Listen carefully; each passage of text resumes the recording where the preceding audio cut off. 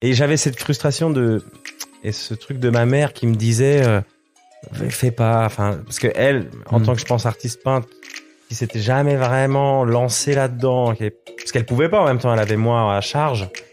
Elle a subi, donc elle a fait des trucs efficaces pour que moi je puisse bien grandir. Elle a pas pris les risques d'avoir une carrière. Donc elle avait peur que je prenne le risque d'avoir une carrière. Donc en fait j'avais la pression là-dessus. Et à un moment donné j'ai dit mais tu sais quoi, allez vous faire foutre. Si je veux faire ça, je veux le faire. Et j'avais peur de regretter après quoi. Exécuté par qui? Fabrice Florent. Bonjour, bonsoir, bon après-midi à toutes et à tous et bienvenue dans ce nouvel épisode d'Histoire de succès. Chaque jeudi à partir de 6h du matin, je retrace avec une ou un invité son parcours de vie qui l'a amené à son succès depuis la petite enfance jusqu'à aujourd'hui. Je suis Fabrice Florent, je produis des super podcasts d'interviews et de discussions. En tout cas moi, je les trouve super et je crée des contenus. Je fais parler des pères de paternité, des mères de maternité, des gens de leur rapport au succès. Je prends des mecs entre quatre yeux pour leur parler de masculinité. Je fais causer des gens de leur rapport à l'argent et de plein d'autres thèmes que je vous invite à découvrir en allant sur mon site fabflorent.com, fabflorent.com.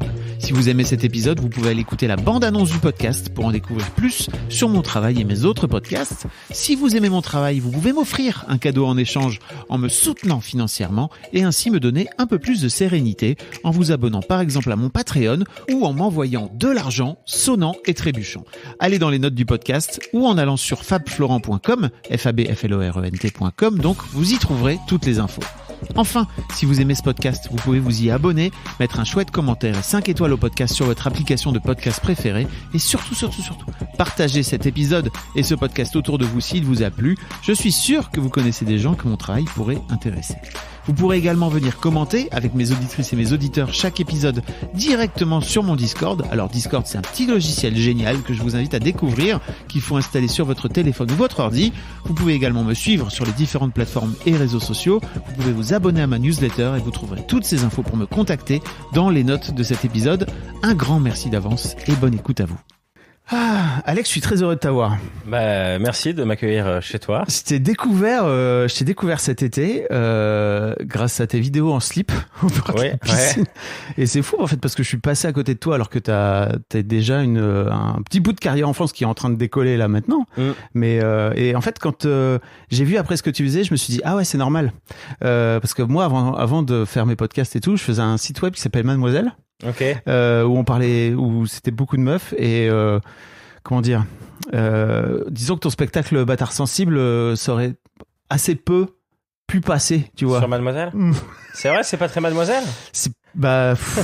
En vrai, à l'époque, je crois en tout cas, quand t'as commencé à t'y mettre, tu vois, en France, t'es arrivé 2017-2018, c'est ça? Ouais, 2000, ouais. J'ai commencé mes premiers trucs en 2016, on va dire. Ouais. 2016, je découvrais vraiment le game français où, en tant que Suisse, je prenais une claque parce que c'est la première fois de ma vie que je voyais que c'était possible de jouer genre 4 fois dans la même soirée. Ouais. Ce qui n'était impossible en Suisse. Et après, je me suis installé avec le spectacle, vraiment une première fois en 2018 à la Petite Loge. Ok. 2017-2018, ouais. Parce que tu vois, par exemple, sur Mademoiselle, on a pas mal parlé de Thomas Wiesel, qui est un de tes bien sûr, compatriote. Très bon pote. Et très bon pote. Au-delà de cette ouais. Et qui est, comment dire, plus passe-partout, on va dire, Thomas. Oui, et puis c'est surtout qu'il fait très bien. C'est que tu peux le mettre n'importe où et il fera en sorte de faire rigoler les gens parce que c'est un vrai sniper et il est très très bon. Alors c'est vrai que moi j'ai un humour un peu plus, voilà. Ta catchline là, c'est venez rire et avoir honte. Ouais. C'est exactement ça. C'est ça. Mais c'est un ami à moi, Walter Lawadi, que je salue s'il nous écoute. Bonjour Walter. Qui m'a dit c'est ça. Il m'a dit en fait quand on vient te voir, on rigole et on a honte de rire. C'est parce que parce qu'on a honte pour moi, mais il y a beaucoup de gens qui ont honte d'eux-mêmes aussi parce que je soulève peut-être certains trucs chez l'homme. Oui. Que d'habitude il a envie d'enterrer quoi. Oui. Donc c'est pour ça que de temps en temps je vois des yeux qui se baissent, surtout les mecs qui viennent en couple, les machins comme ça. Et je trouve que c'est ça qui est intéressant aussi avec un spectacle d'humour, c'est que c'est bien de faire rire, mais de faire vivre un truc un peu plus bouleversant ou un peu plus, tu vois, passer par d'autres émotions que le rire. Et c'est vrai que le rire est l'un des rares trucs que tu peux pas empêcher. Ouais, bah c'est-à-dire oui, ça que sort. Quand tu ris, ça sort quoi. Et c'est vrai que Enfin, en tout cas, moi, je me suis retrouvé à plusieurs moments à rire et à faire « Oh putain, je suis en train de rire de ça ». Ça fonctionne. Et puis, ce qui est même marrant, c'est qu'il y a des gens qui attendent de voir si les autres rigolent avant de rire. Ça, c'est marrant quand tu peux avoir des... Parce qu'il y a des soirs où ça accroche direct et les gens sont dans une ambiance hyper décontractée, on est là pour rigoler. Et il y a des gens, ils savent à peu près ce qu'ils viennent voir, mais ils savent pas vraiment. Ou alors, ils s'attendaient pas à ça. Oui. Et du coup, il y a vraiment un truc de... Oh, ok, bon, bah, je vais regarder. Ouais, ils rigolent, ok, je peux me lâcher. Elles rigolent, les meufs, elles rigolent? Les meufs rigolent ou pas? Et donc, ils attendent un peu l'aval de tout le monde avant de se lâcher. Mais quoi qu'il arrive, au bout de 5-6 minutes, grand max, c'est fini. Oui, c'est-à-dire que... C'est fini, tout le monde. T'as des gens qui sortent, ça t'arrive? Non, j'ai jamais... T'as des gens qui partent vraiment parce que... Non, qui sont partis, jamais. Non, jamais. Alors, ou alors... De toute façon, je vais jusqu'au 3e rang. Oui. Donc, je sais pas s'il y a des gens qui sortent. Je sais pas si... non. Il y a déjà quelqu'un qui est tombé de son siège. Ça, c'est un super bon compliment. Oui. Mais sinon, littéralement. Non. Ouais. Mais sinon, non. Non, j'ai pas de... Okay. Ça va, pour l'instant, tout le monde est à peu près satisfait, quoi. Parce que, on va parler un peu de ton parcours et tout, mais là, en fait, si t'es aussi en train d'exploser parce que t'es sur France Inter, que t'as une chronique... Deux chroniques. Pardon. Excuse-moi. Oui, j'en ai 2 par semaine. Non, mais je tiens à le souligner parce que c'est quand même beaucoup de travail. C'est du taf. Ouais.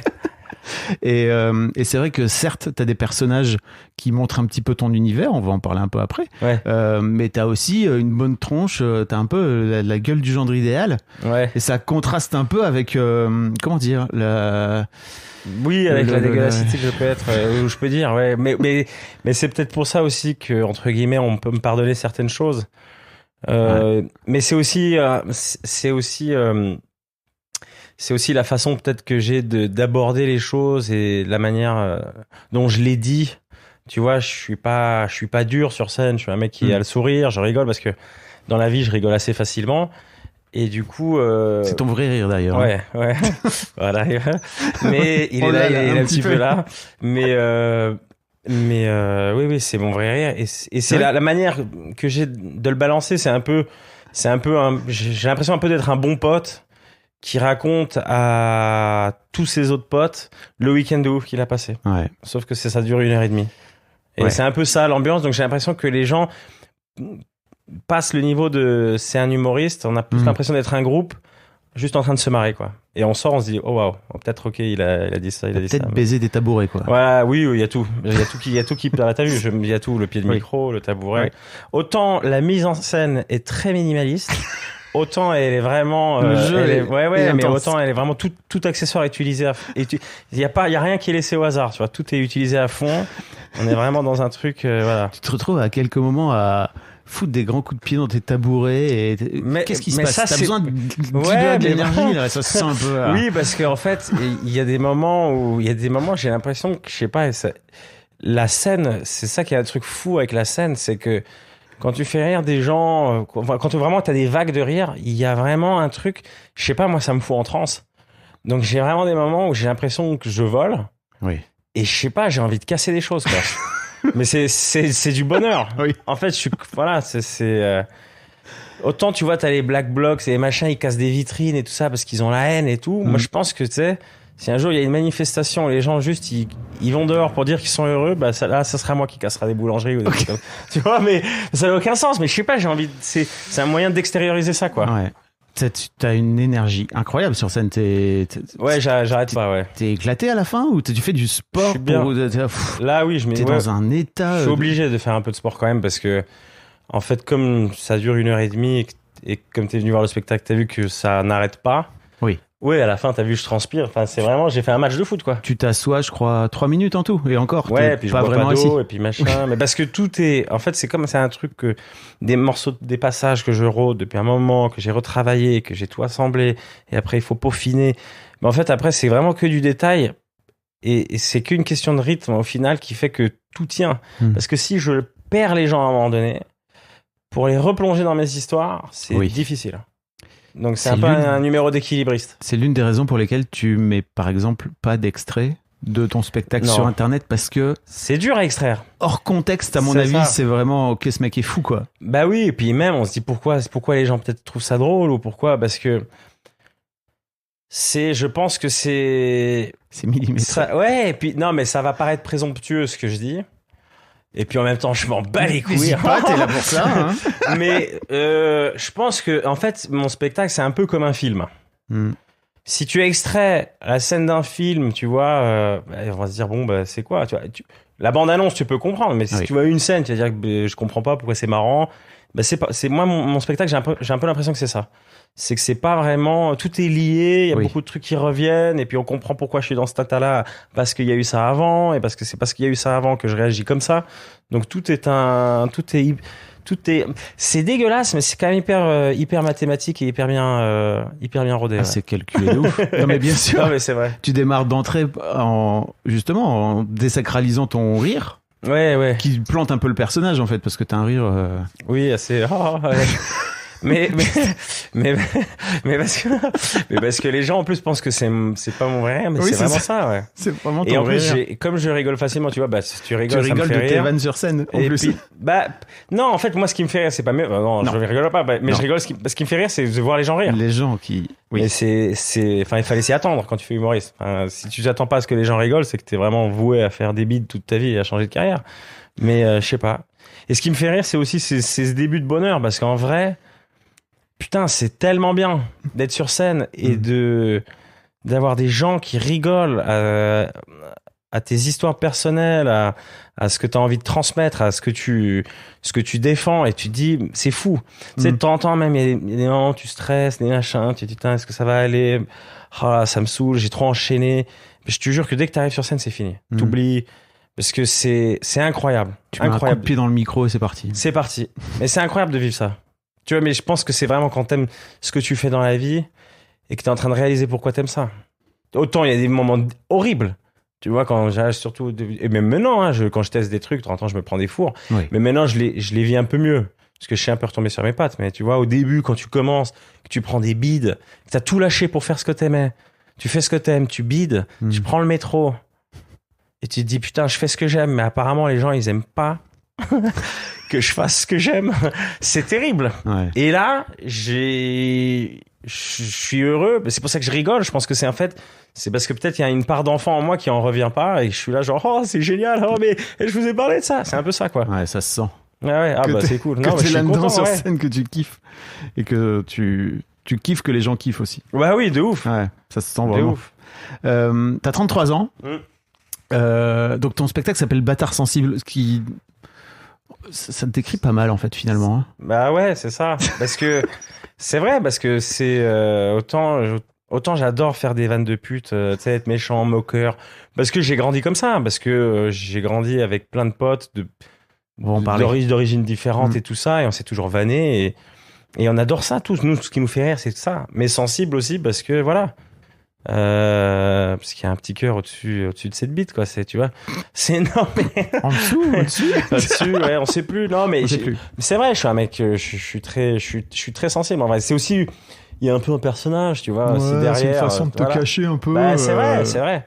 J'ai toujours été même très timide dans mes approches avec les filles, avec les machins. Tout le monde, tu vois, pense. C'est pour ça que j'en parle même dans le spectacle. Pour conclure, je suis nul parce que en vrai. J'ai toujours attendu, tu vois, que... C'est une vraie histoire, Oui, bien sûr. C'est 17 dates. Oui, mais c'est pas qu'une, il y en a plein. J'ai plein... Parce que j'osais jamais... Alors après, il faut faire la différence aussi entre le jour et la nuit. C'est-à-dire que peut-être qu'en boîte de nuit, tu vois, voilà... parce que là, les gens, on sait un peu pourquoi ils viennent aussi. C'est-à-dire danser, tu sens quand... Donc ça va peut-être un peu plus vite. Mais c'est vrai que sur des rencarts, on se dit on va se prendre un café, on part et machin... Je suis très à l'écoute et très, tu vois, j'ai peur de faire quelque chose de mal, donc c'est un peu ta face obscure finalement, le personnage que tu montes sur scène. Ben c'est un peu oui, un alter ego un peu méchant, enfin pas méchant mais il est pas vraiment obscur le personnage sur scène, c'est juste qu'il a la confiance. En fait c'est mon personnage sur scène, c'est comme ça, c'est par rapport à un mec romantique, ouais, mais c'est un peu un éternel loser, tu vois. Il se ramasse quand même tout le temps, il subit tout le temps, il part comme un winner mais il finit en loser tout le temps. Et alors c'est vrai que la romance, voilà, il faut vraiment la lire entre les lignes, quoi. Ça pourrait être la prochaine. La romance, faut vraiment la lire entre lignes, c'est très bien. Très bonne catchline. La première question que je pose à tous mes invités, Alex, c'est À quoi tu ressemblais quand tu avais 7-8 ans? On revient à l'enfance. 7-8 ans, j'étais un joli petit garçon. Tu l'es toujours. J'étais d'ailleurs, content, tu sais. merci. J'étais content. J'étais le fanfaron de la classe. J'étais bien à 7-8 ans. Les 7-8 ans, c'était une belle période. Franchement, je faisais un peu le malin, j'étais un peu bagarreur, un peu fouteur de merde quand même. Je me faisais pas mal tirer les oreilles, mais j'étais bien. Les filles, elles étaient un peu amoureuses de moi et tout ça. Et il y a eu un basculement après à l'adolescence où j'ai pris du poids. Ok. Et là, j'ai eu le contre-coup. Je suis passé du joli de la classe au gros marrant. Et ça, c'était plus compliqué, l'adolescence. Surtout avec les filles. Et je pense que c'est là où j'ai commencé à développer un complexe un peu avec les filles.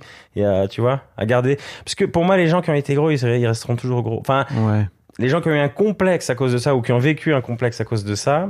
Et un complexe encore, c'était plus une frustration parce que j'ai jamais été le petit gros donc de qui on se moquait. Si on se moquait, j'avais toujours la répartie. Oui. Mais c'était toujours avec les filles. D'un point de vue sentimental. Et puis l'adolescence, c'est vraiment un âge cruel où t'es voué comme ça, t'es jeté dans une fosse avec que des petits fils de... On est tous des connards, quoi. Bien sûr. On est tous des connards à l'adolescence. Et puis tu vois que certains connards, ils sortent avec des filles super jolies. Et puis toi, les filles, bah, elles t'aiment bien. Elles t'aiment bien.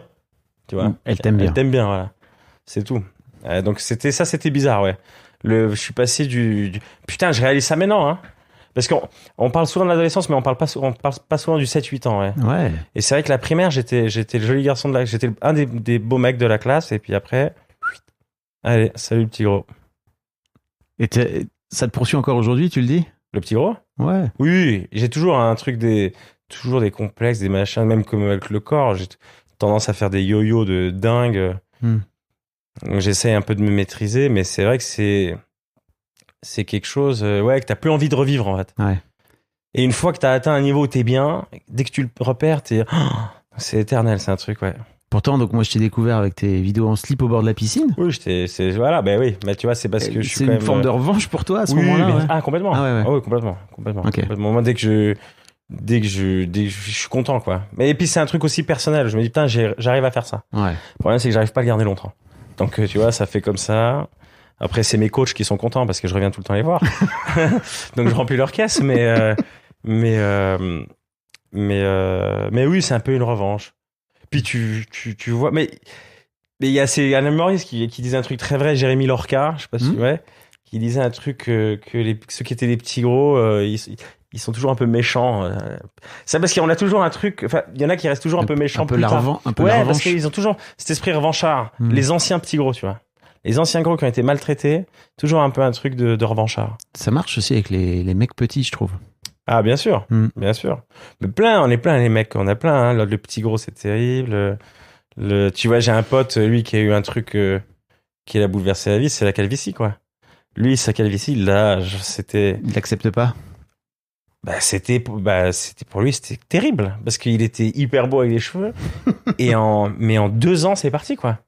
Ouais. Bon, du coup, maintenant, il a de nouveau les cheveux. On remercie la Turquie.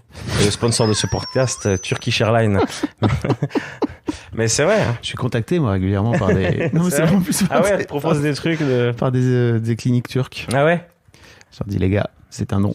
Ouais, ça va aller. Ouais, bah oui. Non, c'est vrai. Mais c'est vrai que quand on t'a connu avec des cheveux et machin... Moi, je sais pas. Hein.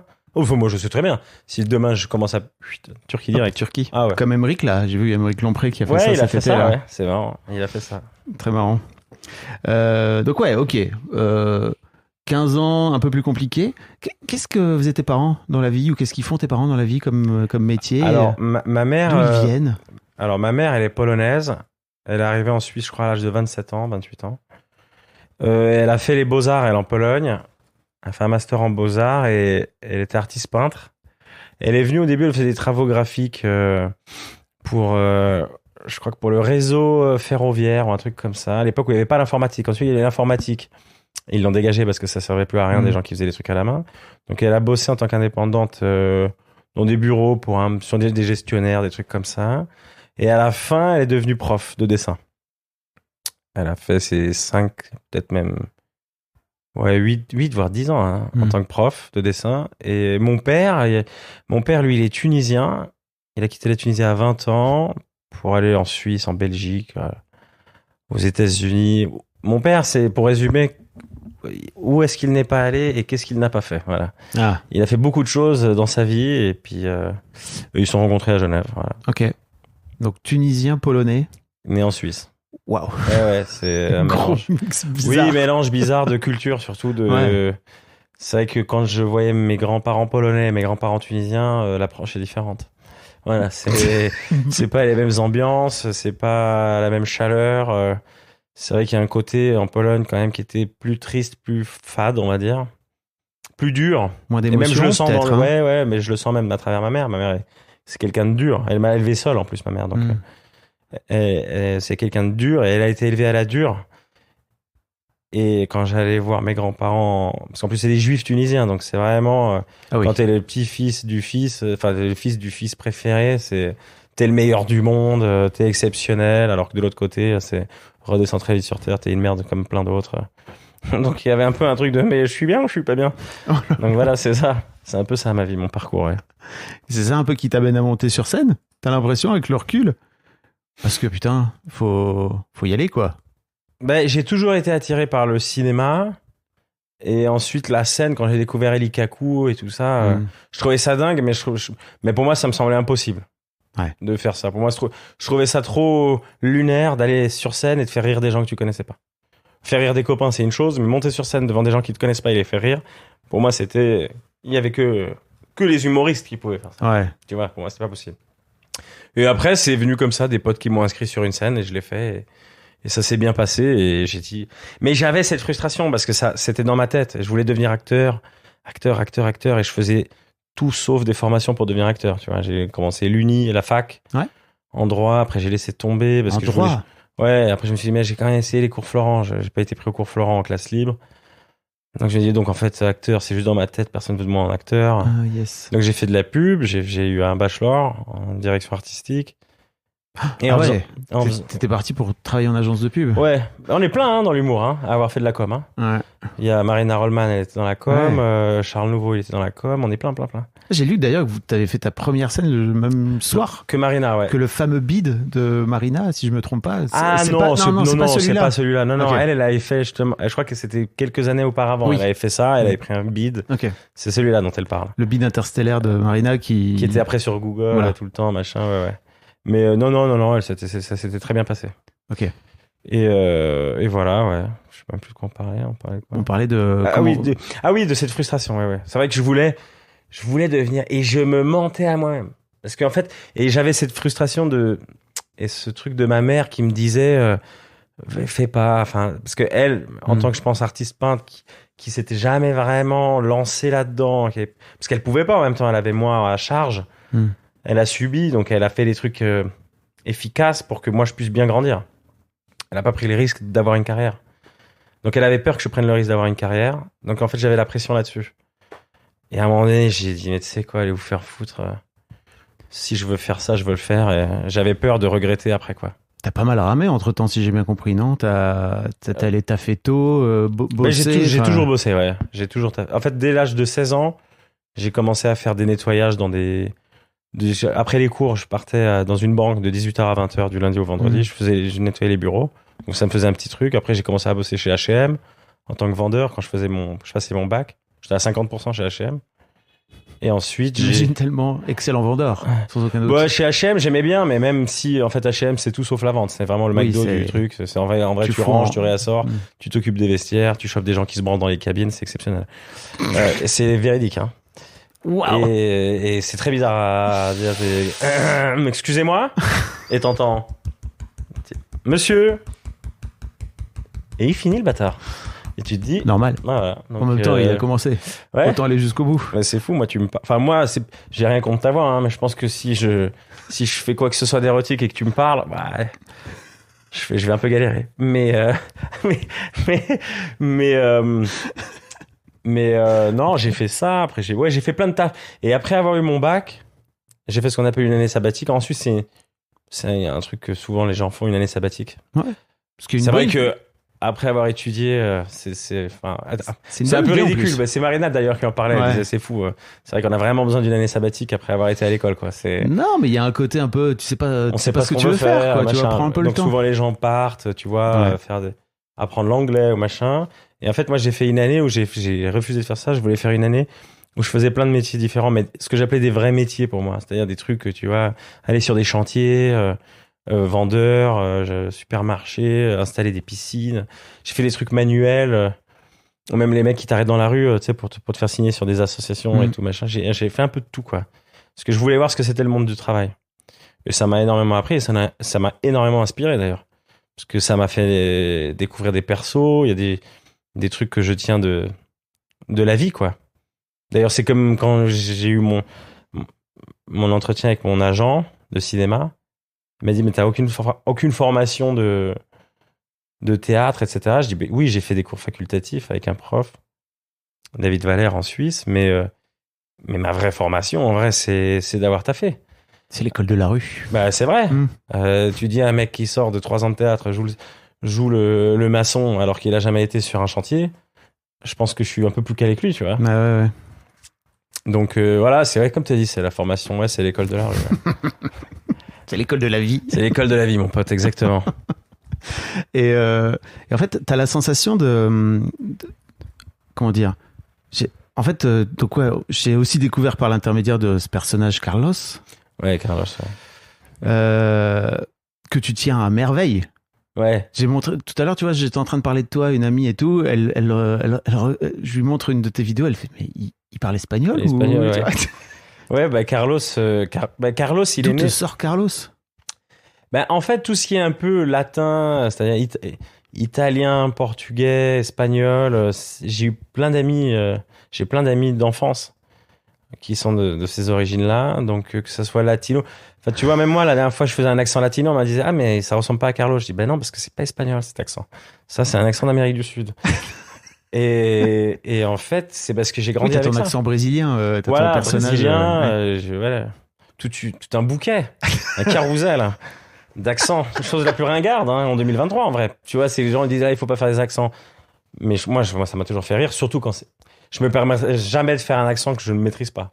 Oui, vois. et puis t'as pas. Et alors t'as après, pas c'est l'accent, marrant t'as parce le qu'il y a les personnage. accents qu'on a le droit de faire, il y a les accents qu'on n'a pas le droit de faire. Mais la vérité, si je maîtrisais parfaitement l'accent le congolais, ou que je parlais en lingala, je le ferais. Tu vois, vraiment, je le dis, je le ferais. Mais vu que je ne sais pas le faire, je le ferai jamais. Parce que ça serait catastrophique. Mais pour moi, parce que ça veut dire que tu as travaillé quelque chose. Donc, tu vois, que tu as mis du temps et que c'est. Il n'y a pas que ça, il y a l'expression, il y a l'attitude, Oui, il y a bien la sûr, façon bien de... sûr. Et puis moi, T'as voilà. ton petit sortie de langue, Et ouais. tu sors ta langue. Ouais. Ouais, ça, c'est des trucs. Incroyable. Ça, Ça c'est te des s'invente petites pas. mimiques à travers. Voilà. Mais c'est vrai que moi, j'ai ces accents-là parce que c'était ça et parce que. Surtout à l'époque, les Espagnols, on allait voir les matchs parce qu'on n'avait pas les. J'avais 11 ans, 12 ans. Il y avait il fallait aller dans des bars pour voir les matchs, tu vois. On n'avait pas les chaînes comme on a aujourd'hui. Et du coup, on allait dans les bars espagnols ou dans des centres, tu vois. Il y a les centres asturiens, le centre machin, où il y a que des Espagnols. Donc c'était que ça, tu vois, que des mecs qui parlent comme ça, tu vois. Donc en fait, à force d'entendre, c'est ouais, qui parle joder, tu vois. Putain, l'arbitre, il déconne, tu vois. Je te l'ai dit, mon gars, parce qu'il savait que je parlais pas français, tu vois, pas espagnol. Du coup, il me parlait comme ça avec moi, tu vois. Pero con Gabriel, tu vois, je parle espagnol. Donc c'était tout le temps machin, et c'est là, comme l'italien, le portugais, le machin, c'était tout ça, c'était environnant. Donc, et Carlos, après, j'ai commencé à le faire avec des amis, puis ça faisait rire, et puis puis j'en ai fait un perso. Puis au début, je faisais bien sûr le perso genre baiser, machin, un peu macho. Mais en fait, ce qui est plus marrant, c'est ce qui est devenu après. Parce que j'ai revu des vieux trucs de Carlos, et c'est vrai qu'il était assez comme on l'attend, quoi, macho, plafond, quoi. Ouais, c'est ça. Et aujourd'hui, je le trouve un peu plus profond. Il est en fait, il est hyper féministe, il est hyper inclusif, et je trouve que c'est ça qui est drôle. D'avoir un gars, tu vois, qui est hyper fier, mais tu vois, qui peu importe ce que tu es, tu vois, femme, homo, bisexuel, tu vois. J'adore tout le monde, tu vois. L'homme par le temps, c'est de... Vivre des choses. Il faut venir voir le spectacle. Oui, voilà. Très bien. Parlons de vivre des choses. Ouais. Donc ouais, Quand est-ce que tu décides de monter sur scène 2012, c'est ça pour la première fois? 2013. 2013. 2013, février 2013. Tes potes foutent sur scène? C'est incroyable cette histoire. Ouais, c'est des potes à moi qui me... On est en train de faire un before, c'est un samedi soir, je crois, ou un vendredi soir. On est en train de boire, on rigole et tout. Et puis ils me disent, ah tiens Alex, vu que tu nous fais marrer, on t'a inscrit à un truc là du Swiss Comedy Club à Genève, au Chat Noir. Je dis, quoi? Ouais, il faut que tu fasses un sketch et tout. Je dis, mais jamais de la vie, je vais là-bas. Parce qu'en fait, j'avais trop peur. Déjà, ça semblait trop proche. Et en fait, il fallait que je fasse rire des gens dans ma ville, dans un lieu où potentiellement il y a des gens qui me connaissent. Pour moi, c'était impossible. Je me dis, je vais me prendre un four. Et je dis, tu sais quoi, vas-y, challenge accepted, mais je vais à Lausanne. Ok. Comme Marina. Et Marina, je pense que c'est pour les mêmes raisons. Ah ouais. Tu vois, aller jouer à l'extérieur pour voir comment ça va. Et finalement, la première scène, c'est vraiment... je pense que c'est à peu près... Je pense que c'est comme quand tu essayes le crack. Hein. Ouais, c'est le premier shoot. Ouais, parce que surtout que ça se passe bien, quoi. Donc, je sors de scène, mais j'ai les mains qui tremblent. J'ai envie de dire à tout le monde. Je fais tout mon répertoire. Gars, j'ai joué, c'était incroyable. Et j'ai pas dormi de la nuit. Le lendemain, j'étais éclaté en cours parce que c'était fou pour moi ce que j'avais vécu. Et après, je recommence, ça se passe bien, je recommence, je prends la confiance, je me viande. C'est ça, il y a toujours. Bah oui, il y a toujours. Et puis c'est toujours le jour où tu dis à la meuf que tu kiffes de venir te voir. Parce que toi, t'es un boss. Et elle vient, et à la fin, elle te regarde, et elle fait genre, elle t'a pas vu. Oh non. Ouais, et là, t'es là, bon, bah allez. Sad. Il me reste encore 3 tickets boissons, je crois que je vais m'enculer. Donc voilà, ouais. Mais t'es obligé, c'est ce qui fait que ça te donne envie de remonter sur scène aussi. Ça se passe tout le temps bien, il y a un problème. Ouais, oui. Il y a un problème. Faut se vautrer. Ouais, puis faut se vautrer, puis c'est ce qui t'endurcit, puis même faut se vautrer, je dirais plus largement dans la vie, tu vois. C'est les phrases que tu vois sur Internet, mais c'est vrai que c'est en connaissant les échecs, tu vois, que tu surpasses, tu deviens meilleur et machin, et c'est ça qui est excitant. Parce que, et puis c'est ce qui fait tout le matériel d'un humoriste aujourd'hui.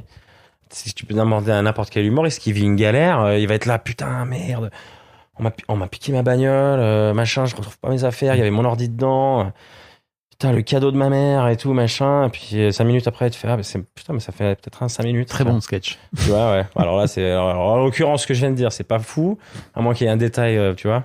Il y avait là, voilà. Oui. Putain, on m'a piqué ma caisse et il y avait la bague de fiançailles, je devais demander à ma femme en mariage.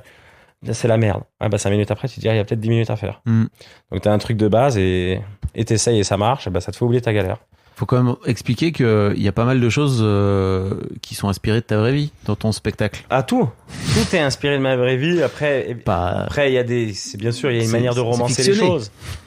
Et oui, c'est un film, hein. C'est raconté. C'est raconté, c'est ça. C'est inspiré de faits réels. Ouais. Et en fait, je me rends compte que c'est de plus en plus un film, en fait. C'est vrai. C'est inspiré de faits réels. Mais ça pourrait être un film, clairement. Ouais. Alors, ça coûterait pas mal. Il y aurait quand même pas mal de décors. Et des faits, il y aurait un peu de FX, machin. Un peu d'effets spéciaux. Voilà, ouais. Mais ouais. Pourquoi pas, hein. Pourquoi pas. D'ailleurs, à un moment donné, j'y pensais. J'aurais trop voulu faire la capta de mon spectacle et faire mon spectacle, mais en court-métrage, tu vois. Prendre les blocs par bloc et en faire des trucs. Mais bon, ça, il faut vraiment peser dans le game pour qu'on dise, allez, on te donne 10 millions d'euros. RDV dans quelques années. On verra, Netflix. Ouais. Alors, on verra, Netflix ouais. Special. Ouais, on verra. Ouais, Netflix spécial, si je serai encore en vie. Hein. Ah ouais. Bon, je fous n'importe quoi. La déprime, ouais, en fait, en vrai, je te jure. Merci de m'avoir invité parce que ça va pas du tout, en fait. T'as besoin de parler. Ouais. En fait, c'est incroyable parce que j'ai l'impression aussi. Donc, j'ai retrouvé. Il n'y a pas beaucoup de choses de toi, hein, de l'époque. De sketch sur Internet. Ouais. Faut... Mais parce que j'ai quasi jamais rien mis. En fait, à part si c'est Montreux ou machin. Ouais. Il doit y avoir peut-être un vieux sketch. Il y a un vieux Montreux. Un vieux Montreux. Genre de 2017, un truc comme ça, tu vois. Ouais. Mais qui est pareil, qui est pas capté, qui est juste. C'est quelqu'un qui a filmé sa télé. Ah ouais. C'est incroyable, ouais. Ah oui, où je suis tout en noir, Ouais. machin. Ouais, je vois. C'était mon premier Montreux, ouais. Ouais. J'avais gagné un concours pour participer. C'est Joke Nation. Joke Nation. Il y avait en fait, il y avait plusieurs parrains selon le pays t'avais des parrains selon les pays francophones. Et le parrain suisse, c'était Thomas Wiesel. Et moi, j'étais le poulain, en gros. Et par exemple, le parrain belge, c'était Vizorek et le poulain, c'était Guillermo Guise. Bah oui. Et ouais, on a tous eu notre passage là-dessus. Et ça, c'était super bien. Enfin, moi, c'était fou parce que c'est la première fois que je jouais devant 1600 personnes. Je trouvais ça dingue. Mais le truc le plus dingue, c'est que ma mère a fait Montreux ce soir-là. Quoi? Ouais. Ah, tu savais pas ça? Non. Ma mère, alors il faut savoir qu'en fait, il y a, je sais pas, 1 ou 2 artistes après moi, il y avait un mec qui faisait un numéro un peu de clown, muet. Tu vois, un peu à la Charlie Chaplin, et il faisait tout un truc, il installait une table, et il faisait croire qu'il ramenait un date et machin. Et donc, il demande à quelqu'un. Et donc, en fait, donc moi, je savais ce qu'il faisait comme sketch parce que je l'avais vu en répétition. Ouais. Le truc, c'est que moi, je finis mon passage, je suis trop content. Je me dis, oh là là, je vais dans les coulisses, je prends une bière, je fume une clope avec les techniciens.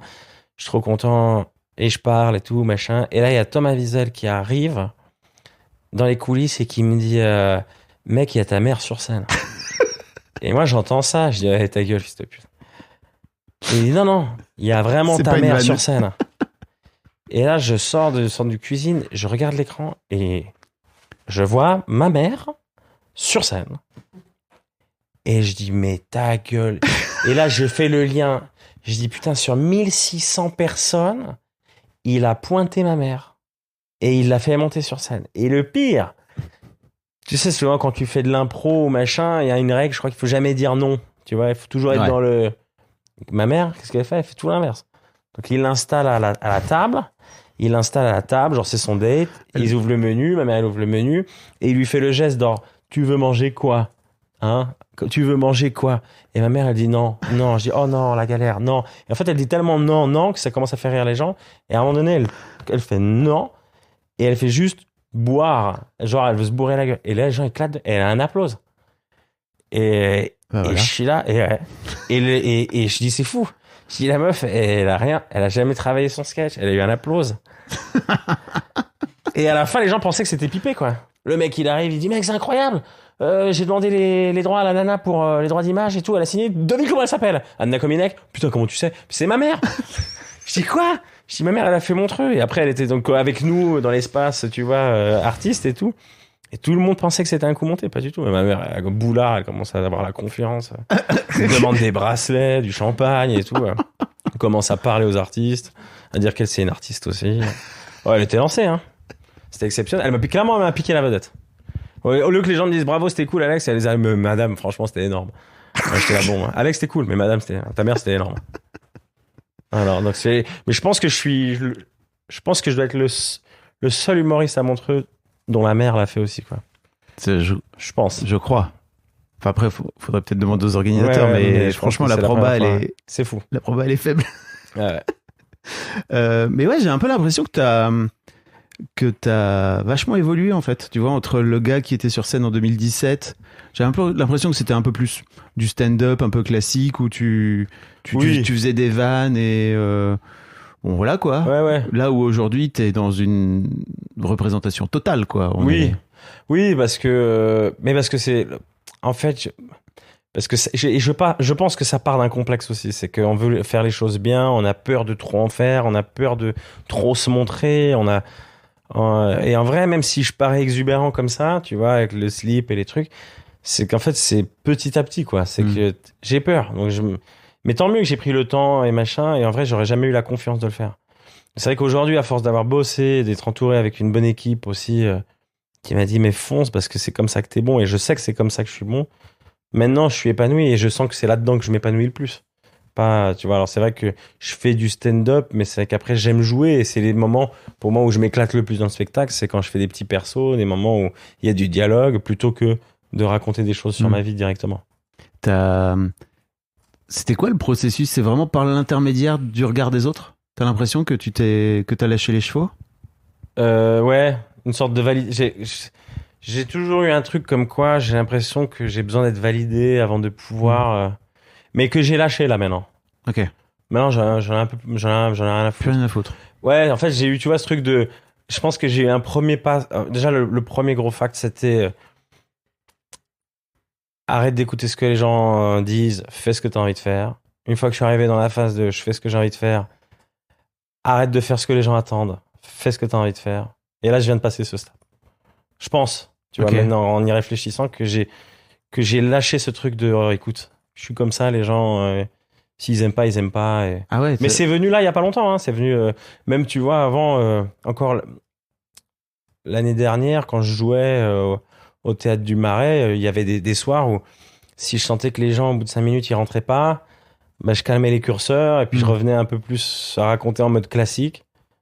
Alors qu'aujourd'hui, si aux 5 minutes ça prend pas, je m'en balèque. Et en fait, ça me fait rire. Et je me dis que de toute manière, parce que maintenant, en fait, j'ai pris confiance en moi et confiance aussi au spectacle. Ce qui fait que je sais qu'au bout d'un moment, ça va lâcher. Ils vont lâcher. Je vais les avoir à l'usure. Voilà, je parle évidemment de spectacle. On l'a compris. Hein, et de rire. Je ne parle pas d'autre chose. Hein, voilà. Mais t'as une standing là quand on. Je sais pas si c'est tous les soirs où t'as une standing, mais c'est cool aussi de voir que effectivement ça fonctionne quand tu vas. Et puis là en plus la salle est plus grande maintenant. Ouais. Donc plus c'est grand. En fait c'est ça qui est marrant, c'est que plus c'est grand, plus les rires sont forts et plus je me sens porté. C'est pour ça que je casse des choses. J'ai envie de casser des trucs. Mais plus c'est grand et moins c'est. Mais plus c'est grand et moins ça rigole, tu le sens mieux, tu le sens plus, hein. Ouais. Parce que là, tu dis, oula, d'accord.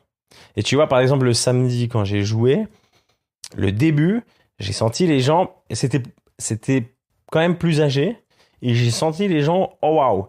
Mais le oh waouh, je l'ai dit, là, les gens, dans ma tête, je me dis, là, les gens, je pense qu'ils sont en train de réaliser petit à petit ce qu'ils sont en train de venir voir. C'est pas que t'es en train de bider, c'est qu'ils sont en train de se prendre une petite gifle. Ouais. Tu parce vois, qu'il y a tout, j'ai vraiment, dans le public, il y a toutes sortes d'âges, hein. Ouais. Parce que tu passes sur France Inter, donc forcément, il y a il y a des vieux, quoi. Ouais, tu vois, il y a de tout. Mais tu sais, surtout sur la tournée, j'avais plein, hein. J'en avais des soirs, je me dis, oh là là, mais ils rigolent. Et en fait, tu sais, il faut arrêter de dire les vieux, parce que les vieux, ils ont tout vécu. Ils ont tout vécu avant nous. Souvent, on a un truc, ouais, les vieux. Mais non, mais mec, le vieux, ils étaient là dans les années 70, là. Bah ouais, les meilleurs. Et ça baisait, il n'y avait pas le sida, ils fumaient tous des joints. Tu vois, c'était fou. Bah donc, c'est pas nous avec nos histoires à la con. Ouais, Tinder, j'ai mis une capote, ouais, super. Le mec, il est à des milliers d'années-lumière de toi, en fait. Bah oui. Et moi, c'était ça m'est arrivé 2 fois, des compliments comme ça, où il y avait deux dames à la retraite qui m'avaient dit, vous savez, monsieur, on est retraité, j'ai 67 ans. Mais aujourd'hui, grâce à vous, j'ai l'impression d'avoir 20 ans. C'est génial, tu vois. Puis d'avoir une communion sur des sujets aussi deg, entre des plus jeunes et des plus vieux, c'est super. Je trouve ça génial. Mais là, samedi, tu vois, mais tu vois, tu tiens la baraque et en fait, au bout de 5 minutes, ça allait, c'est parti. Donc, et ça, c'est parce que j'ai pris confiance en ce que je faisais et que peu importe ce qui se passe, je m'embalèque, je fais ce que j'aime faire. Mais tu vois, je me demande qu'est-ce qui t'a fait lâcher. Parce que j'imagine que gens aussi, l'entourage. Ouais. C'est l'équipe avec qui je travaille, ouais. Dark Smile et Agapé Productions.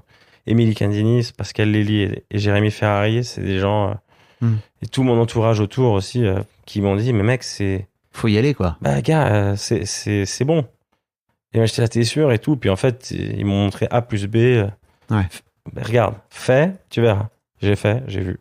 Donc j'ai pris confiance. Ok. Mais tu vois, j'avais besoin d'être rassuré, une fois de plus. Oui, parce que j'imagine tu fais aussi ce métier pour qu'on t'aime, quoi. Non, pas pour qu'on m'aime. Non. Non, franchement, non. Même au début. Pour qu'on me suce. Pardon. Non, oui, bien sûr. Normal. Allez, là, mon attaché de presse qui est pas bien du tout. Non, je fais ça pour. Non, franchement, je fais ça parce que j'aime. Je sens vraiment qu'il y a le masque et là. Il est toujours là, le petit monstre. Et non, je fais ça parce que j'adore faire ça. Je fais pas ça parce qu'on m'aime. Pour qu'on t'aime. Pour qu'on m'aime. Je fais ça parce que j'aime faire ça et parce que je trouve ça génial et parce qu'en fait, je trouve que je peux offrir quelque chose de cool aux gens. Oui, mais tu montes pas sur scène comme ça sans qu'il y ait un truc un peu. Évidemment, besoin, il y a un quoi. truc. Non, mais évidemment, mais il y a sûrement un truc. J'ai jamais fait de psychanalyse et de machin. Il y a sûrement un truc de besoin de confirmer quelque chose et d'avoir peut-être, tu vois, surtout lié à ma mère ou la machin. daronne polonaise là. Tu vois, ma mère, elle est fière de moi. Mais elle est fière de moi maintenant, ma mère. Oui. Hein. Mais elle a mis du temps. Hein. Elle a mis du temps avant de me dire, je suis content, je suis fier. Je t'aime. Mais ouais, ça fait longtemps. Hein. Ouais. Ça fait pas longtemps. Ouais. Mais c'est dur. Ouais. C'est chiant. Mais c'est bien aussi, hein. C'est bien aussi. Moi, tu vois, aujourd'hui, quand je vois l'éducation de certains enfants, on leur trouve des excuses. Oui, non, il faut pas livrer comme ça, il faut être comme ça, il faut. Tu vois? Ouais. Enfin, après, je me mêle pas de la vie des gens, mais c'est quand même fou, quoi. Moi, je vois mon entourage, on a tous eu des problèmes. On a tous eu des darons à la con. Enfin, tous, hein. Ouais. J'ai connu des pères qui tapaient leur mère, des pères qui tapaient leur femme, des pères qui sont partis, des beaux-pères alcooliques. Dans mon entourage de potes, tu vois. Moi, mon père était pas... Mais tous mes potes vont bien, tu vois. Puis quand on était con, on se prenait une gifle, les mecs qui n'avaient pas tous ces termes, quoi. Et on n'a jamais fait de psychanalyse. Alors après, c'est sûrement super, hein. Mais c'est vrai qu'aujourd'hui, il y a des trucs où moi, je vois... Tu baisses des tabourets sur scène, quoi. Voilà, bah oui, mais c'est mon espace. Oui, c'est ça. C'est mon espace à moi, c'est mon safe space. C'est mon safe space. À moi, Pas voilà. pour le tabouret. C'est la petite mais bon. bulle. Mais c'est ça qui est beau aussi avec le théâtre. C'est que c'est un endroit, tu vois, où tu peux tout faire, quoi. Carrément. Tu vois, c'est comme les... Maintenant, ils veulent... C'est un sujet touchy, je pense, mais... Hitler, au final... Non, je rigole. Allez, non. L'heure des nazis. Let's go, les Suisses. Non, mais tu vois, c'est comme ces trucs, maintenant, les insultes sur... quand ils veulent, voilà... Les insultes homophobes, racistes et tout ça dans les stades. Évidemment, c'est dégueulasse. Ouais. Mais je pense que, tu vois, c'est un défouloir, en fait, aussi, tu vois. Je pense qu'il y a des gens... Ils ont besoin de cracher des trucs. Il doit y avoir un truc, je pense qu'on devrait peut-être qu'il y ait un concept à créer, tu vois, où on pourrait avoir... Vous venez sur scène, vous vous mettez des coups de pied dans des micros, Ouais, quoi. mais parce que je pense qu'il y a des gens, ils vont au stade aussi, c'est pour dire nique ta mère l'arbitre. En vrai, l'arbitre, il prend parce que l'autre, il prend toute sa semaine au boulot. Tu vois, c'est juste qu'il est dans une euphorie parce que t'es fan de foot, toi, ou pas? Basket. Basket. Mais tu vois, il y a... Ils sont sympas avec le basket, avec il y a que le foot. Le foot, c'est un sport de Google. Il y a vraiment, mais c'est le seul sport où il y a des bagarres. Le rugby, il y a le rugby, il y a les bagarres sur le truc. terrain, et encore, ils tout. sont cool. À la fin, ils se serrent la main. C'est des gentlemen, quoi. Le rugby, le foot, c'est vraiment le seul sport où il y a 80 000 débiles, quoi, dans un stade. Mais quand t'as 80 000 personnes qui sont là, qui crient des trucs, tu pars dans des transes, des folies et des machins. Et les gens, c'est ce qu'ils viennent rechercher, je pense. Et donc aujourd'hui, évidemment, c'est affreux de dire ça, mais bon. De là à dire, bon, c'est un autre sujet encore. Mais tu vois. C'est marrant parce que, tu vois, j'étais avec une amie qui m'a dit, moi, c'était ultra drôle et tout, mais il m'a fait sortir à partir du moment où il parle de viol et il mime un viol sur scène. Ouais. Et en fait, je me fais violer moi. Voilà, c'est ce que je lui ai dit en fait. Je lui ai dit, mais en fait, il se met en situation de victime, tu vois, à ce moment-là. Et tu vois, tu sentais que pour elle, c'était sa limite perso, quoi. Tu vois. Ouais, non, mais parce qu'aussi, on est dans une époque où les gens, de temps en temps, ils se laissent pas porter par ce que tu dis. Ils veulent entendre ce qu'ils ont envie d'entendre. Moi, une fois, j'ai une histoire. C'est là où ça m'a fait un tilt. J'ai eu un truc avec 2 personnes du public qui apparemment on faisait un comedy club, ils sont sortis de la salle, je les ai pas vus moi, et en fait ils viennent me parler à la fin, et je sais pas, il y a un mec, je sens quelqu'un qui vient derrière, il me fait t'as pas honte? Je dis pardon? Il me dit t'as pas honte de ce que tu dis? Je dis c'est toi qui es sorti? Il me fait ouais, c'était scandaleux. Je dis ah bon, c'est scandaleux. Je dis mais t'es parti au bout de 2 minutes, non? Ouais, c'était... Et donc là, tu viens me dire c'est scandaleux alors que moi j'ai fait 20 minutes sur scène. T'attends pas la fin pour... Non, c'est insoutenable. Je dis ok. Il fait, y a pas de débat? Bah non, y a pas de débat. T'as écouté 2 accords d'une chanson, tu me dis le couplet c'est de la merde. Bah non. Et je sais pas, juste après, je monte prendre une bière. Le mec et la nana, ils ont pris en otage des potes et tout. Ouais, c'est scandaleux, Et gars, tu sais pourquoi c'était scandaleux? C'est parce que j'ai dit à une fille, j'ai rencontré une fille en boîte, j'ai dit que j'habitais dans un duplex, et en arrivant, elle me dit, ah non, c'est pas un duplex, c'est une mezzanine. Et ben ça, pour lui, c'était genre emprise psychologique, je sais pas quoi. Ah oui. Gros mec, la blague, c'est que mon putain de 17 mètres carrés, j'appelle ça un duplex. Non mais tu vois, ça veut dire que donc tu dis mais les gens en fait ils sont fous. Donc et alors là, c'est surtout à ce moment-là tu dis mais et c'est une minorité de gens. Le problème c'est qu'à un moment donné, ils ont fait beaucoup de bruit parce que tout le monde a commencé à se chier dessus de oh mon Dieu, mais en fait si on dit ça, mais gars, on peut tout dire. Faut juste bien le dire et puis évidemment se rendre compte de ce qu'on dit. Ouais. Mais il y a quand même beaucoup de gens qui s'attachent sur tu dis un mot, en fait c'est la génération hashtag. tu dis ta viol. Oh, quoi? Il a violé quelqu'un? Bah non, t'as pas écouté. Il a dit qu'il a été victime d'un truc ou machin. Tu vois, c'est que il y a des mots qui sont déclencheurs, des hashtags. Il entend tac, la nana chez lui. Quoi? Donc il a ramené, mais quoi? Il l'a forcé? Mais non, pas du tout. Suis. Tu vois ce que je veux dire? Je sais pas si je suis assez clair, mais. Est-ce que c'est de la matière pour toi en tant qu'humoriste? Je pense aussi à tes potes, genre Mourad Winter, etc. Mais nous, on s'en fout pas les couilles. Enfin, tu vois, Winter, tu vois bien mais c'est ce qui est drôle en plus. C'est que t'as plein de gens qui sont genre comme ça, mais qui derrière, ils vont tous aller voir les stories de Mourad Winter. Parce qu'ils ont envie. Ils ont envie qu'ils chient sur le monde, ils ont envie qu'ils balancent des trucs qu'on n'ose pas dire. Parce que c'est ça, il y a un truc hypocrite et évidemment ça donne de la matière, surtout si c'est sur un prochain spectacle, de parler. Si c'est toujours encore à la mode, tu vois, mais bien sûr. Mais moi je réagis plus, tu vois. Il y a des gens qui ont essayé de me faire des trucs, de me mettre dans des montages, des machins. C'est tellement malhonnête, tu vois les trucs, tu te dis mais c'est pas possible. Les gens n'ont rien compris, ils sont pas venus voir le spectacle. Qu'est-ce que je vais me fatiguer à parler à des gens qui de toute manière m'aimeront pas, tu vois. Ok. Ça te blessait au début de ta carrière ou non, jamais. Non, mais ça m'énervait en fait. Oui. Parce que je dis mais il est con quoi.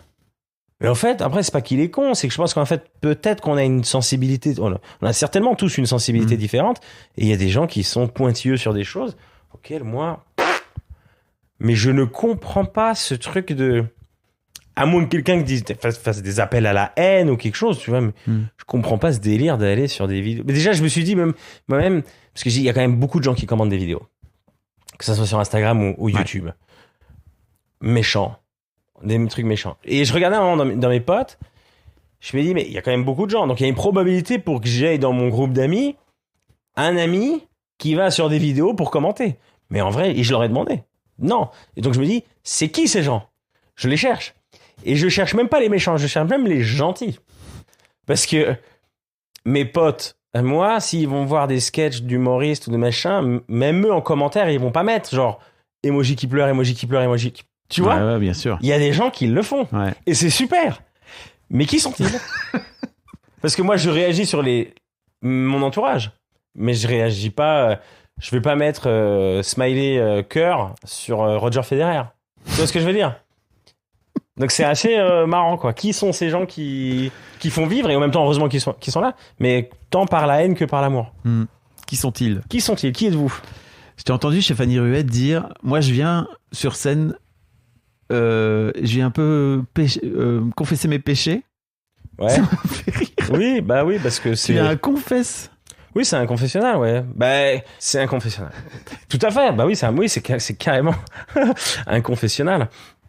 Parce que mais je trouve que c'est le confessionnal ça reste dans une boîte, tu vois, un mec qui va voir un prêtre qui se confie et qui lave ses péchés. Moi je trouve que le fait de m'adresser aux gens ça permet d'un côté d'adresser quelque chose d'important, parce que dans ce que je dis sans certaines histoires je mets le doigt sur des trucs sur lesquels il faudrait peut-être faire attention aujourd'hui, tu vois. Ouais. Ou des trucs qui sont plus possibles aujourd'hui. Et je trouve que c'est bien de le dire. Alors, t'en as qui vont te dire, parce qu'ils ont envie d'entendre ce qu'ils ont envie d'entendre, que je vais faire l'apologie de X ou Y.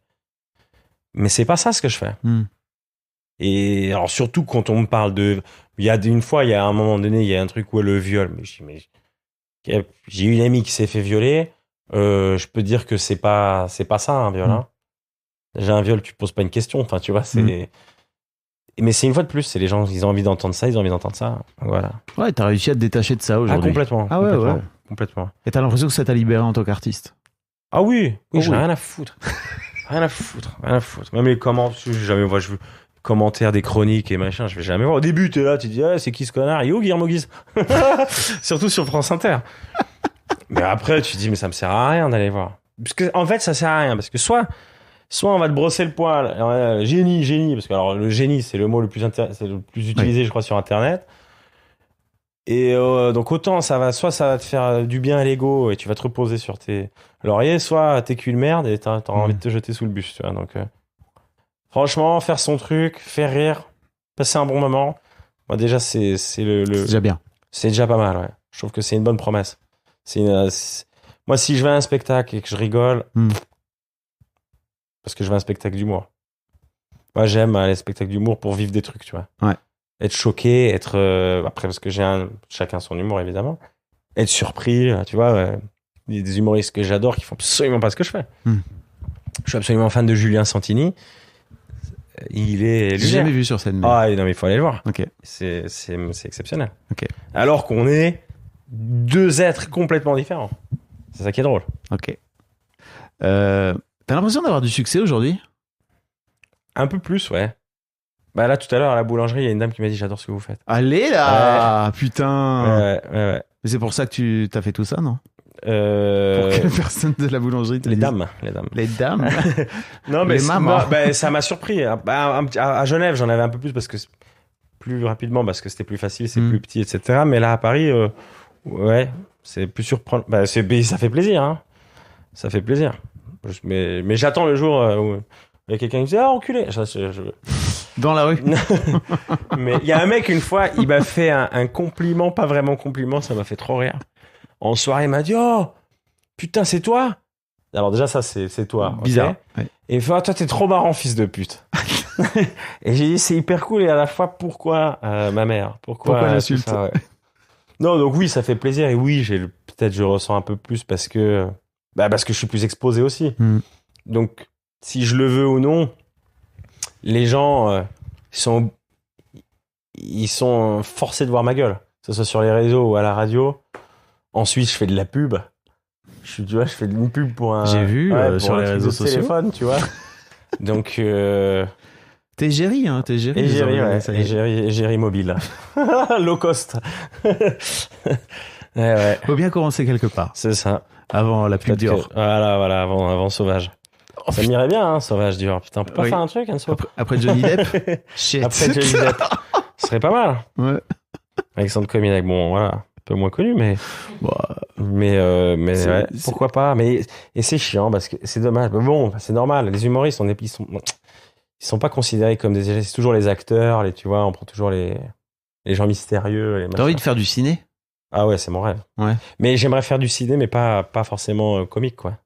Ah, Ouais, moi j'ai. tu parce voudrais que- faire ton chat au pantin direct, quoi? Ouais, direct. Non, évidemment, faire un pied. J'ai fait je fais 2-3 apparitions dans des. Je suis dans une comédie Je t'ai vu Netflix. tourner des trucs cet été, là. Et là, j'étais sur une série en Suisse. Ok. J'ai une comédie Netflix qui arrive en novembre, réalisée par Julien Royal. Mais c'est des petits seconds rôles comme ça, mais c'est cool. Mais j'aimerais plus. Ouais. Parce que j'ai commencé avec le théâtre, j'ai commencé avec des trucs un peu sérieux. Un peu sérieux. Et t'as vu, j'ai des petits moments où je reviens en Suisse. T'as Mais. fait Phèdre et tout. Ouais. Non, mais non, pas forcément fait, mais c'est vrai que des trucs un peu plus. Oui, où tu fais pas le comique, quoi. Ouais. Et ça me plaît plus. C'est parce que même en vrai, je regarde plus de films. J'adore le drame, j'adore les comédies dramatiques, j'adore les, tu vois. Comédie romantique, ça, pour moi, c'est le top, mais. Ah ouais? Mais c'est vrai que, ouais, comédie romantique, j'adore. Genre, je sais pas, Faudra Notting Hill ou des trucs Ah comme ouais? Ouais, non, mais moi, j'aime de tout. À l'ancienne, quoi. Ouais, mais parce que c'était quand même une époque, putain, on faisait des films de ouf, hein. J'aime bien la petite nostalgie qu'il y a derrière. Non, mais c'est vrai, ouais. Non, mais j'ai l'impression que c'est dur aujourd'hui de retomber sur un film, parce qu'en fait, on fait tellement en masse. Avec les plateformes et les trucs, ça produit.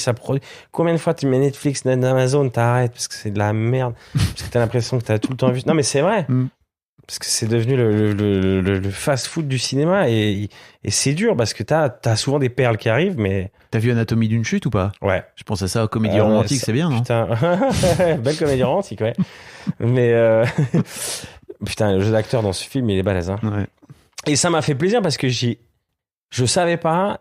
Et je suis tombé sur une actrice avec qui j'avais tourné, Camille Rutherford, qui est la fille. Qu'est-ce qu'elle fait, elle? Elle est tout début du film et elle témoigne, putain. C'est pas l'étudiante? Elle est étudiante, C'est ça elle vient l'interviewer. Ouais. Elle, j'ai tourné. Putain, le premier plan, quoi. Je dis, what the fuck? On a joué ensemble dans une petite série. Elle avait le premier rôle. C'était Platonique, une série qui était sur OCS. Ah quoi. oui. Et Très chouette. ouais, on a tourné ensemble et je la vois dans un film avec la Palme d'Or. Je dis putain, qu'est-ce que je fous là, regardez moi. Tu vois, non, mais, la comparaison. elle est dans un film avec la Palme d'Or et moi je suis en train de bouffer des popcorn, je viens de payer 18 balles pour la voir. C'est incroyable. Je me dis, mais quel coup va ma carrière? Déjà que j'ai commencé le même jour que Marina, alors que je suis pas du tout à son niveau. Qu'est-ce que je fais là, tu sais? Alexandre, comparaison n'est pas raison. Oui, bon, évidemment. Non, mais j'étais trop content. Oui. Parce que c'est bizarre. Oh, mais c'est fou. Tu vas devoir quelqu'un que tu connais au cinéma, c'est Incroyable. Parce que déjà, quand tu vas sur une télé, sur une vidéo, c'est chouette. Mais sur un grand écran, et tu t'y attends pas, c'est génial. Donc, j'étais hyper content. Et si tu nous écoutes, Camille, je suis très fier de toi. Non, mais quand même, t'as pas envie d'y être aussi, quoi. Ah bah ouais, mais j'adorerais. Moi, j'adore ces films. J'adorerais. Ok. Et je pense que... Et je pense même que peut-être que dans un registre dramatique, je sais pas. Tu serais bon. Pas, quoi que, je sais pas. Oh, tu serais bon. Bon, après, tu sais, c'est plus facile de jouer le drame que de jouer la comédie. Hein. Oui. Ça, c'est connu parce que la comédie, c'est vraiment une question de... Bah, tu le vois, hein, il y a plein de comiques et plein de mecs qui sont drôles, qui font des superbes films dramatiques. Des Chaupantin, quoi. Ouais, et bah ouais. Regarde Jim Carrey, tu vois, comme il peut être con et comme il peut être bouleversant. Benoît Poulvord, pareil. Ça, c'est des mecs qui sont, tu vois, peuvent jouer sur tous les tableaux, quoi. Gérard Depardieu. Ouais. T'en as plein, non, mais t'en as plein qui peuvent être. Alors que l'inverse, tu vois, je suis pas sûr qu'Isabelle Huppert puisse me déclencher un fou rire. Alain Delon. Let's go. Mais ça serait génial. Bon, mais il était pas mal en César encore. Dans le premier Astérix. Ouais. Il était encore pas mal. Parce qu'il avait beaucoup de recul sur lui-même. Oui. Donc ça, c'était assez marrant. Delon et César. Ouais. Alexandre, tu joues au gymnase, mais alors faut réserver maintenant. Oui, il faut réserver maintenant. Parce que le gars, parce qu'après c'est. Qu'est-ce qui se passe? C'est le non, succès. mais ouais, là ça. Bah oui, je sais pas quand ça va sortir ce podcast. Bientôt, très bientôt. Alors oui, alors il faut réserver parce que alors si vous écoutez ça, si vous êtes arrivé jusqu'ici. Bah oui. Écoutez bien ce que j'ai à vous dire. Réservez parce que je reçois des messages auxquels je ne réponds jamais. De putain, on voulait venir te voir le 27, mais il n'y a plus de place. Ben, c'est parce que vous réservez pas pour le 27. Donc les gens pensent que le 27, il y aura des places. Ben non. Et donc je vais pas moi-même vous trouver des places. Donc vous sortez les doigts du cul. Vous avez des cartes, vous avez Face ID, ça va en 2 secondes, tu réserves ta place, quoi. Non, mais ils font franchement, il y a des gens, ils font chier, quoi. Ouais. Et le problème, c'est que ces réseaux sociaux, autant c'est super parce que ça te remplit des salles et parce que ça fait connaître un peu ton travail, ton univers, machin, mes couilles. Et en même temps, il y a une proximité où les gens ils pensent que tu leur es redevable d'un truc, tu vois. Excuse-moi, j'ai pris un billet en trop. Tu peux me le rembourser, mais si je crois que je vais répondre, bien sûr. Hein. Il y a des gens de temps en temps, je dis oui, rendez-vous à 15h là. Je suis jamais allé. Et je bloque sur Instagram après. Mais donc ils allaient faire foutre. Ouais, non, mais il faut grandir, il faut se prendre des petites claques pour grandir. Oui. Donc c'est important. non, mais c'est ça, c'est que donc je joue jusqu'à fin décembre. Ouais. Au théâtre du gymnase les jeudis, vendredis, samedis à 21h30. Et après t'es barré une tournée. Et après il y a une tournée en Suisse et un avenir radieux ou dramatique qui m'attend. On ne sait pas. Bah oui. Je vis au jour le jour. Parce que l'important. Regarde, t'as vu, j'ai un tatouage Carpe Diem. Non, je rigole. La tête que t'as fait. J'étais prêt. Moi, j'étais là. Moi, je prends tout. Hein. Je prends tout ce que t'as à me dire. Merci beaucoup, Alex. Ouais, merci à toi. Merci beaucoup pour l'invitation. Un grand merci à vous d'avoir écouté jusqu'au bout. Pensez à rejoindre le serveur Discord pour venir commenter avec le reste de ma commu. Je vous trouverai tous les liens dans les notes de cet épisode. Et si mon travail vous plaît, je vous rappelle que vous pouvez m'offrir en échange un peu de sérénité en vous abonnant à mon Patreon ou en m'envoyant de l'argent en vous munissant de votre CB. Vous trouverez tous les liens dans les notes de cet épisode également. Bonne fin de journée et j'espère à très bientôt pour un nouvel épisode de podcast.